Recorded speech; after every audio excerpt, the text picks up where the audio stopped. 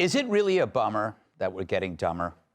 A new study published in the scientific journal Intelligence suggests that for the first time in 100 years, the average American's IQ is declining, which was greeted as good news in the journal Stupidity.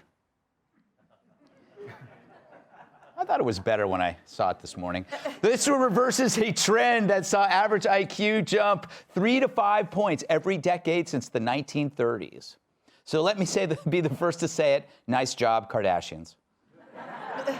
The age group showing the steepest IQ decline, 18 to 22-year-olds, a group scientists call girlfriends of DiCaprio. Researchers theorize that, quote, either the caliber of education has decreased and/or there has been a shift in the perceived value of certain cognitive skills. And as further proof that IQs have declined, I'm not even sure what the hell that means. But whatever the reason, this study could be devastating for students' self-esteem, unless they're very attractive. Then call me, students. A pervert would say. All right, Tyrus, what do you think is causing this decline? Stupid-ass parents. Yeah? I mean, we've all gotten stupid and lazy. You let the tablet raise the child. Mm-hmm. You don't have real-life lessons. Then you send them out in the real world, and if they don't like something, they get a safe space to hide in. Or if a teacher says something they don't like, the teacher goes away. Mm-hmm. So, of course, we're all getting stupider.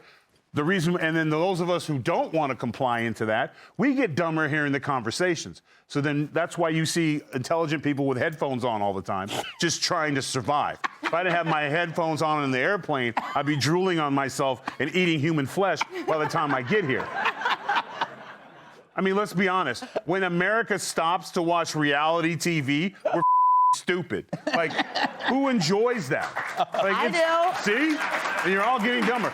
It's always coming the same. Go outside. There's this thing called the sun.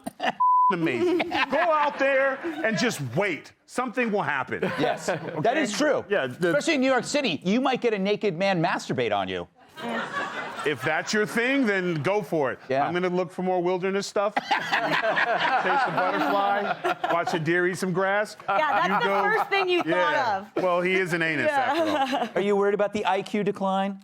Yes, I am. And actually, I've got a series of good points to make because education is fundamentally affected by poverty. Mm-hmm. And here are some facts to help us understand this. It won't take very long. And I'm doing this because I respect you and I love you. I'm reading out some actual facts, OK? I love you. If it gets boring, you can obviously stop me. And we could perhaps wrestle. That would be a brief... You got to beat her first. I would prefer that order, Tyrus, to tell you the truth. Work the room. If I began wrestling with Emily, I might not get round to you.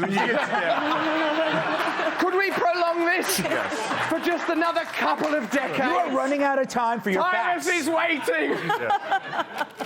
OK, so listen to this. According to Global Citizen, poverty is the main barrier to education in the United States. I want to draw your collective attention to the pandemic. I think we all understand that during the pandemic, education declined. Now, I can see that Greg's only got a 1 minute break, 1 minute to a commercial, so I've got to wrap this I also up. have other panelists, Russell. Huh? I have other panelists. Oh, thanks for coming. Now, listen, during that pandemic period, billionaires added $5 trillion to their fortunes. That means that during the pandemic, a new billionaire was created every single day, while extreme poverty increased everywhere, while small businesses closed everywhere. Now, I'm going to say something on Fox News that until recently would not have been possible. As president, Donald Trump's tax cuts helped billionaires pay less taxes than the working class in 2018. For the first time in American history, the 400 wealthiest people paid a lower tax rate than any other group. But check this out, Fox News viewers, because you're going to like this bit. In October 2021, Democrats scaled back plans for a crackdown on tax cheating, bowing to an aggressive lobbying campaign by the banking industry, while Joe Biden told rich donors on the campaign trail that nothing would fundamentally change if he were elected president. So like some of the great points in your monologue, other than that reference that I was a bit like Rasputin, although he was a pretty crazy, sexy guy, you made the point that it's the two-party system itself, and in particular the manner in which it is funded, that prevents meaningful change for ordinary people. And this education problem, while the jokes you made were about the culture, Kardashians, etc., really, education, if the state has a duty at all, it is the cultivation of young Americans, it is the protection of young Americans. This would be my point, Greg Gutfeld. Very good, very good. We're going to edit out about the last 2 minutes of that. That was the best bit. Let me tether it to some promo. Why not watch Fox News and other affiliated stations within News International? Now you can just use that. There we go. Emily, what'd you say? Make it fast. Yeah, Sorry. I attribute it all actually to screen time and social media, right? Kids are given these screen times, your point, from a tiny age. At 3 to 5, that's affecting their complex memory, it's affecting reading, it's affecting their cerebral development.